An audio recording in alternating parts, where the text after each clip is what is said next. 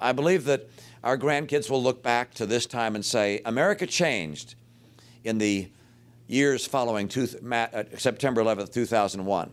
America changed course.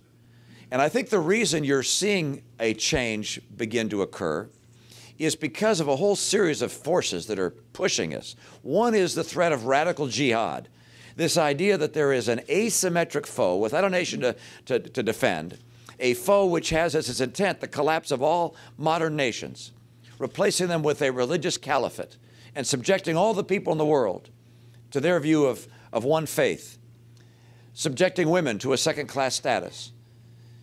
That's one challenge that the world faces, and America faces in particular, because we are the #1 target. We either rise to the occasion and remain the greatest nation in the history of the earth, or we turn and run, as the Democrats would have us do. We're not going to take that course. Americans will always choose strength. And I know right now we're going to wonder, well, gosh, could Hillary win, or could Mitt win, or who could win? Let me tell you, we're going to get down to a debate. People of America are going to watch the debates, the presidential debates. They're going to see, hopefully, me on one side and probably Hillary on the other. And they're not going to worry about who's the D and who's the R. They're going to say, who can keep America strong?